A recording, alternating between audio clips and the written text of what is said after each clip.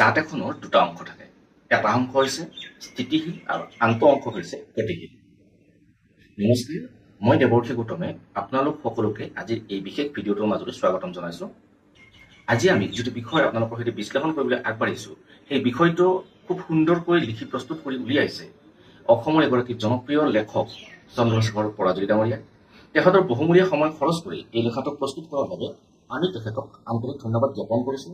আশা ৰাখিছোঁ আগন্তুক দিনতো তেখেতৰ পৰা এনেধৰণৰ বহুমূলীয়া লেখাসমূহ ভিডিঅ'ৰ জৰিয়তে আমি আপোনালোকৰ আগত আগবঢ়াই দিবলৈ সক্ষম হ'ম। পোনপ্ৰথমে ইয়াতে উল্লেখ কৰিব বিচাৰিছোঁ যে জাত মানে হৈছে আমাৰ সমাজত অতীতৰে পৰা ব্যৱহৃত হৈ অহা এবিধ আহিলা। কিন্তু বৰ্তমান সময়ত এনেধৰণৰ আহিলাসমূহৰ যি প্ৰয়োগ সেয়া দিনে দিনে কমি যাবলৈ আৰম্ভ কৰিছে। এনেধৰণৰ আহিলাসমূহৰ সলনি বৈদ্যুতিক যি আহিলা, সেই বৈদ্যুতিক আহিলাসমূহৰ ব্যৱহাৰ যথেষ্ট বৃদ্ধি হোৱা পৰিলক্ষিত হৈছে।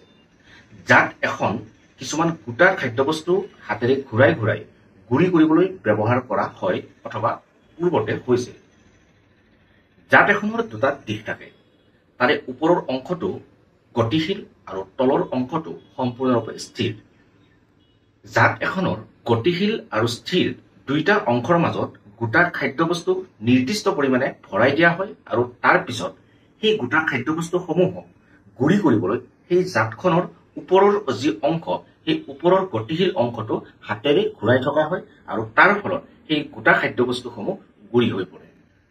অৰ্থাৎ ইয়াৰ গতিশীল অংশৰ জৰিয়তে গোটা খাদ্যবস্তুখিনি গুৰি কৰিবলৈ আৰু যি স্থিৰ অংশ আছে সেই স্থিৰ অংশৰ জৰিয়তে গোটা খাদ্যবস্তুখিনিক স্থিৰ কৰি ৰখাত সহায়ক হয়। জাত এখনৰ এটা অংশ আনটো অংশৰ পৰিপূৰক ৰূপত কাম কৰে। কিন্তু জাত এখনৰ দুয়োটা অংশকে যদি গতিশীল নাইবা দুইটা অংশকে যদি স্থিৰ হিচাপে ৰখা হয়, তেনেহ'লে গোটা খাদ্যবস্তুসমূহ গুৰি কৰাটো সম্ভৱপৰ নহ'ব। আচলতে ঠিক এখন জাতৰ দৰে আমাৰ যি মানৱ জীৱন, সেই মানৱ জীৱনতো ইয়াৰ সাদৃশ্য আমি দেখিবলৈ পাওঁ।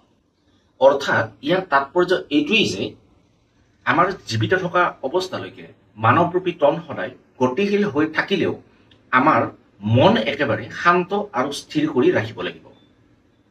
ঠিক জাত এখনৰ দৰে আমাৰ জীৱনতো বিভিন্ন সমস্যাৰ উদ্ভৱ হ'ব আৰু আমি সেই একেই জাত এখনৰ স্থিৰ অংশটোৰ দৰে আমাৰ মানৱ দেহত থকা মনটোক একেবাৰে স্থিৰতা প্ৰদান কৰিব লাগিব।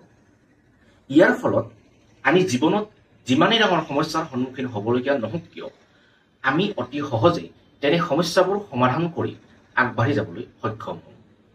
সেয়েহে যেনেদৰে জাত এখনৰ দুটা অংশ থাকে, স্থিৰ আৰু গতিশীল, ঠিক সেইদৰে মানুহৰ তন গতিশীল হ'লেও মানুহৰ মন সদায় স্থিৰ অৰ্থাৎ একেবাৰে নিয়ন্ত্ৰিত হোৱাটো উচিত। তেতিয়াহে আমি জীৱনত সদায় সফলতা লাভ কৰাত সহায়ক হ'ব। চন্দ্ৰশেখৰ পৰাজয়ী ডাঙৰীয়াই লিখা আজিৰ এই তুলনাত্মক বিষয়টোৰ পৰা আপোনালোকে যদি কিবা প্ৰকাৰে উপকৃত হৈছে, তেনেহ'লে আমাক কমেণ্ট বক্সত জনাবলৈ নাপাহৰিব। ইয়াৰ উপৰিও আপোনালোকে জানিব বিচৰা মন পচন্দৰ বিষয়সমূহ আমাক কমেণ্ট বক্সত জনাব। আমি চেষ্টা কৰিম তেনে ভিডিঅ'সমূহ আপোনালোকৰ বাবে প্ৰস্তুত কৰিবলৈ। আপোনালোকৰ মৰম আৰু উৎসাহ লাভ কৰাৰ আশাৰে আকৌ এটা নতুন বিষয়ৰ ভিডিঅ' আপোনালোকৰ ওচৰলৈ লৈ অহাৰ প্ৰতিশ্ৰুতিৰে আজিলৈ বিদায় লৈছোঁ। ধন্যবাদ।